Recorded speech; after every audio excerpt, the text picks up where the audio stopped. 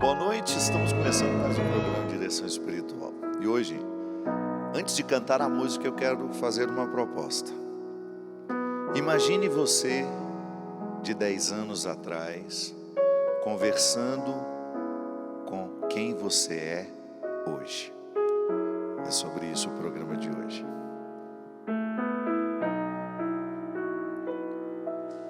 Deixa eu te propor. Tente imaginar você de 10 anos atrás, te chamando pra conversar. O que você vê? Você sente o quê? O que eu queria falar? Esse refrão vai dizer: faça o favor de se cuidar. Você nem pode imaginar o quanto na vida há de ter coragem pra viver. Você vai cair e vai errar, mas também vai se levantar. E acima de tudo há de ter coragem pra viver, coragem pra viver e força pra continuar.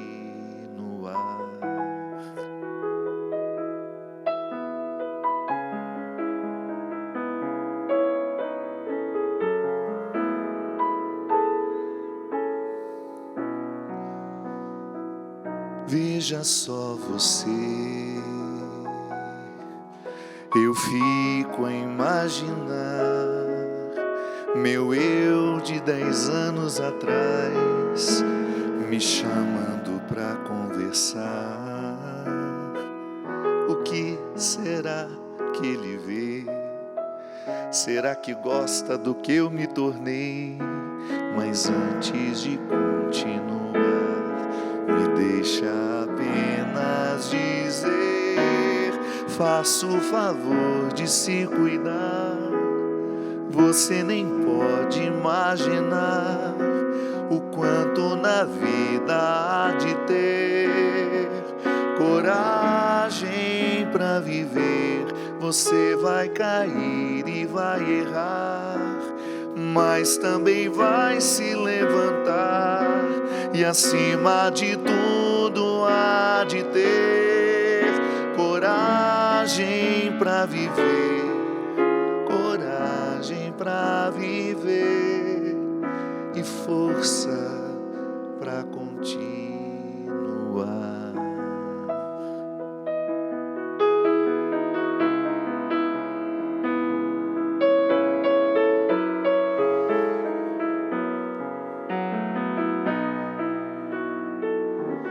Não quero ir embora sem deixar mais um conselho pra você. Beba mais água e tente ser um pouco mais gentil com você. Não é preciso se apressar, pra que correr? Vai devagar. Ouça o que os seus pais têm pra dizer. Coragem pra viver, coragem pra viver e força pra continuar.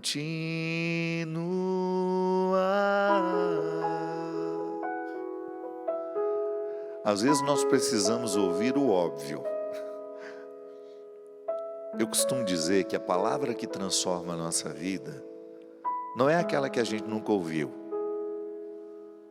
mas é aquela que a gente escutou no momento certo, do jeito certo. Todo mundo em algum momento já escutou a vida ou alguém nos dizer: coragem, eu preciso ter coragem. Olha só, essa música não foi composta numa intenção de ser religiosa, é uma música popular brasileira. Eu escuto muito música enquanto viajo. eu tenho uma playlist que se chama Novidades, que são esses cantores que a gente não conhece, que já até tem um público grande entre jovens, adolescentes, novos nomes da música popular brasileira. Eu gosto de conhecer. No auge do meu sofrimento em janeiro, logo depois de ter vivido a minha internação lá no Rio, ter voltado para Taubaté, escapou, eu não consegui cancelar um retiro que eu ia pregar em Campos do Jordão. E mesmo sem nenhuma condição, sem nenhuma disposição emocional de ir, eu fui. Peguei meu carro, fui de manhã, fui sozinho e coloquei a playlist para tocar. Era um sofrimento tão grande, minha gente, uma desolação tão cruel. Como eu já dei testemunho, foi a pior crise que eu vivi na minha vida. De depressão foi a pior, sem dúvida. E aí, tocando as músicas, de repente começou a tocar esta. Que até depois, conversando com o Rafael, ele disse que ele já tinha me mandado ela uma vez. Devo ter escutado, achado bonita e pronto. Mas naquele dia, quando Amanda, que é a menina que canta, começou a cantar aquela música, eu sentia que era Deus falando comigo, de uma forma muito direta. E foi tão impactante o que a música provocou em mim que eu precisei parar o carro. Eu acho que ali naquele momento eu chorei tudo o que eu não tinha chorado ainda. Embora eu chorasse o dia inteiro, desde dezembro, embora eu estivesse mergulhado num sofrimento que não retirava a lágrima do meu rosto, eu ainda não tinha chorado o choro da cura. Foi interessante porque naquele momento era como se eu estivesse recebendo de Deus um pouco mais do que Ele costuma dar a todos nós, como se eu estivesse recebendo uma reserva além do que é justo entregar a alguém. Tudo bem, coloquei aquela música no repeat e subi, ouvindo, e até chegar em Campos deve ter tocado mais ou menos umas 10 vezes. Quando eu cheguei em Campos do Jordão, antes de começar o retiro, eu procurei saber quem era a menina que cantava. Aí descobri que a cantora era também autora da música. E eu não conhecia aquela menina. Entrei, busquei pelo Instagram, ela não me seguia. Vi que ela tinha um bom gosto musical, muito apurado. Eu falei assim, eu não vou deixar passar a oportunidade de dizer a essa menina que a música dela me fez bem. E escrevi: Amanda, eu sou o Padre Fábio, estou passando por um processo muito difícil e hoje a música Coragem foi a voz de Deus na minha vida. Você não faz ideia de como essa música abriu portas dentro do meu coração e eu sinto que eu vou sair disso, porque a sua música me acordou para algumas coisas que eu precisava ouvir e não sabia que precisava. E qual foi minha surpresa? Terminei a primeira palestra, não gosto de usar o celular quando subo para fazer o retiro, mas eu fiquei curioso se ela ia me responder. E lá estava a resposta dela, muito emocionada, me dizendo assim: Padre, o senhor não vai acreditar. Eu fui cantora evangélica durante muito tempo, meus pais são muito religiosos, e ontem, não foi anteontem, ontem, a minha mãe mandou uma mensagem dizendo assim: Amanda, hoje eu pedi a Deus que o Padre Fábio de Melo, que está vivendo um momento muito difícil da vida dele, possa ouvir a sua música Coragem e ela possa ajudar no processo da cura dele. Olha isso, gente. A mãe dela escreveu isso para ela, disse isso para ela. Ela, no outro dia, recebe uma música minha, uma mensagem minha dizendo que o que a mãe havia rezado havia acontecido. Só para vocês entenderem como que Deus se utiliza de situações, de pessoas que talvez não sejam aquelas que nós esperamos que sejam usadas por Ele. Porque nós muitas vezes temos uma compreensão de que uma música popular brasileira não possa fazer bem a gente, ou que nós só temos que ouvir músicas religiosas. Não. Eu nunca me fechei a isso. Eu sempre acreditei que a música, que a arte é um lugar de revelação de Deus. E naquele momento, Deus me falou com aquela música, por meio daquela música, por meio de Manda. Depois, ficamos amigos, eu tive a oportunidade de cantar com ela no Rio de Janeiro. Rafinha, boa noite, meu amigo, que está aqui comigo, também acompanhou a história, também viveu um sofrimento muito cruel no final do ano. Nossos sofrimentos coincidiram e nós estamos aqui, graças a Deus, honrando essa coragem, né? Essa força que Deus nos dá por meio de pessoas, por meio de situações, e neste caso, por meio de uma música que tocou profundamente o meu coração. É isso. Minha gente, eu quero convidar vocês de Porto Alegre para no dia 9 de maio, na Semana das Mães, nós estarmos lá no Auditório Araújo Viana, para um show lindo. Venha, traga sua mãe, sua avó, sua tia, sua vizinha, sua amiga. Venha, traga quem você acha que possa se identificar com a gente. Vamos cantar a música Coragem na nossa nova safra de shows. Já entrou na nossa playlist também. No dia 10 de maio nós estaremos no Square Garden, em Joinville. Muito tempo que não vou a Joinville. Estou com saudade da minha santa e bela Catarina. Você que é de Joinville e região, programe-se para vir estar conosco. E no dia 11 de maio, o tradicional show do Dia das Mães no Teatro Positivo, em Curitiba. Venha, traga a sua família, traga as pessoas que são importantes para você e vamos fazer uma noite muito, muito especial lá. Vamos começar atendendo as pessoas aqui que também estão precisando de coragem para tomar decisões, para viver mudanças de caminhos, né? Porque às vezes a nossa cura só vem quando a gente tem coragem de mudar o caminho. É aquela frase antiga que todos nós já cansamos de ouvir: eu não posso querer esperar chegar num lugar diferente se eu estou sempre buscando a mesma coisa. Não se chega a resultados diferentes fazendo a mesma coisa todo dia. Ela não quer se identificar. Ela disse assim: padre, eu vivo num relacionamento abusivo no meu casamento.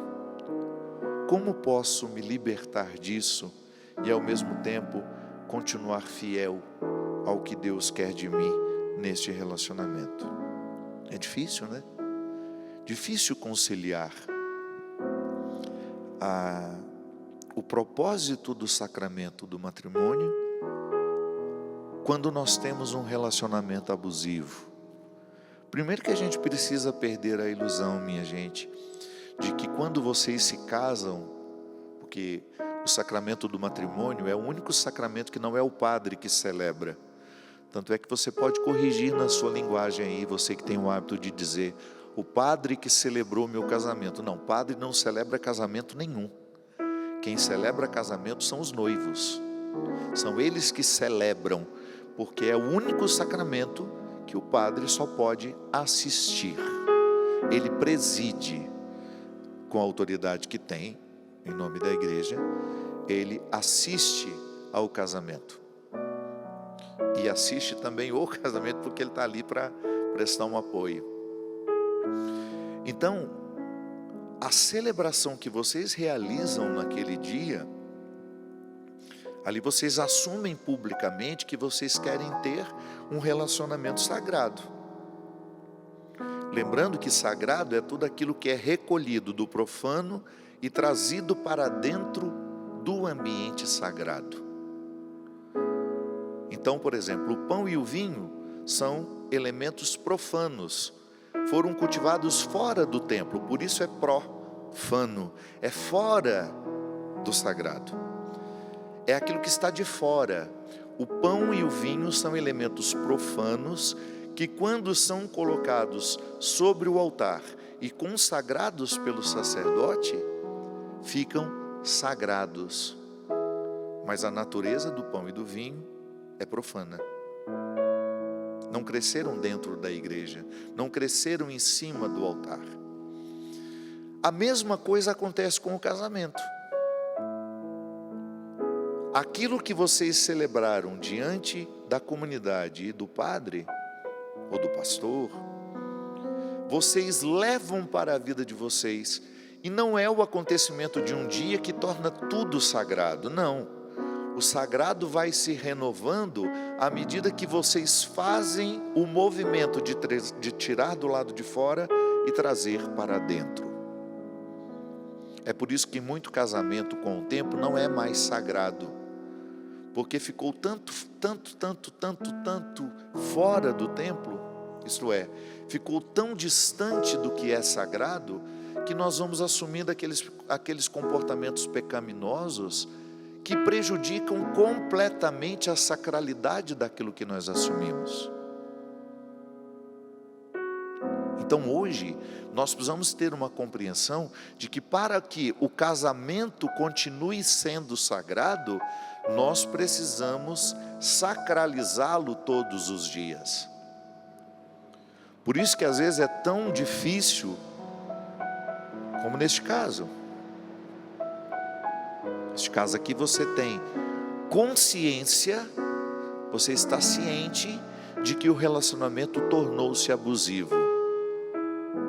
Deixou de ser sagrado. Vocês precisam retornar à origem. A origem é santa, porque lá um dia vocês receberam a bênção e o que existia dentro do coração de vocês foi celebrado. O amor entre vocês. Agora, não é possível você continuar dentro de um relacionamento abusivo e acreditar que isso é sagrado. Não é. Porque Deus não nos quer em relacionamentos e situações em que o que Ele pretende para cada um de nós esteja sendo negado. A presença do outro da minha vida, se não for para fazer-me chegar ao que Deus quer de mim, é dispensável. E não é sem motivo que nós reforçamos tantas vezes aqui a importância de prestar atenção nos relacionamentos que nós temos. Quem são as pessoas que nos influenciam? Você é verdadeiramente amado? Você é verdadeiramente amada pelas pessoas que cercam você? As pessoas que têm maior influência sobre as suas emoções, elas amam você? São perguntas que nós precisamos responder todos os dias. Porque eu posso muito bem deixar de ser Deus, quem Deus quer que eu seja, quando eu coloco ao meu lado pessoas que não querem o meu bem, pessoas que me fazem chegar ao pior de mim, pessoas que estimulam o que eu tenho de mais mesquinho. Porque relacionamento é isso, minha gente, é troca de influências. Na relação, a gente entra um dentro do outro. E é por isso que é tão preocupante no mundo de hoje. Ainda ontem conversava com o Rafael. Como que no mundo de hoje é difícil você encontrar alguém que queira um compromisso sério. É muito difícil. As pessoas, elas estão limitando os relacionamentos a encontros sexuais. Não há nada que possa frustrar uma pessoa, e frustra mesmo, quando ela se limita a ter relações sexuais sem amor e sem comprometimento. A sexualidade, ela fica bonita quando ela é praticada, quando ela é vivida dentro de um contexto de amor e cumplicidade. Fora disso, existe um risco enorme de que a pessoa se sinta um objeto da outra. Não. Então, dentro de um relacionamento abusivo, o que muitas vezes acontece é a prevalência da relação objetal, que é aquilo que na filosofia os personalistas, os filósofos personalistas dizem como sendo uma das principais fontes de infelicidade humana, que é quando numa relação alguém está sendo considerada ou sendo tratada como um objeto de satisfação pessoal da outra. Não pode. Nenhum ser humano pode objetificar outro. E às vezes dentro das nossas casas, com muita facilidade, porque nos falta muitas vezes o discernimento e até mesmo a coragem de reconhecer, nós objetificamos uns aos outros. Quantas vezes dentro dos relacionamentos familiares, nós já falamos tantas vezes aqui, a pessoa que é mais bem-sucedida é compreendida pelas outras como um caixa eletrônico. Só se recordam que ela existe quando precisam de dinheiro. Ou então quando você é aquela pessoa muito prestativa, que sempre atende todo mundo, e quando você precisa, ninguém é capaz de atender você. Isso é relação objetal, que é quando todos começam a interpretar você como um objeto e não como um ser humano. Nós somos organismos, nós não somos mecanismos. Organismo é aquilo que é vivo, mecanismo é aquilo que é máquina. Mas algumas pessoas olham para nós e nos enxergam como máquinas. Tem muito padre que sofre isso nas suas casas paroquiais. Aliás, vocês não fazem ideia de como o sofrimento dos padres é uma realidade nos dias de hoje. Porque, dependendo da forma como ele é tratado pela comunidade, ele vai se sentir um objeto. É aquela pessoa que terá que estar sempre pronta, é aquela pessoa que terá que ter sempre uma resposta para todos os problemas do mundo, e quando ele precisa, às vezes o padre dentro de uma paróquia, ele não tem nem direito ao lazer. Se ele vai fazer uma atividade física, a própria comunidade condena e acha que aquilo é perda de tempo, que aquilo não é coisa de padre. Desde quando que cuidar da saúde não é coisa de padre? Pelo contrário, quanto mais a vida espiritual a gente tem, mais necessidade a gente tem de manter o corpo saudável. Não acredite numa espiritualidade que despreza o corpo, viu? Não acredite, isso é coisa de gente equivocada. O nosso corpo dá testemunho da nossa saúde física e também dá testemunho da disciplina que nós conseguimos ter nas questões espirituais. Muitos padres estão descuidados, muitos padres estão acima do peso, muitos padres estão sem saúde, porque eles se sentem objetos, não são considerados pessoas, são vistos como máquinas de fazer missa, de fazer confissão, de fazer novena, quando na verdade estão exaustos emocionalmente.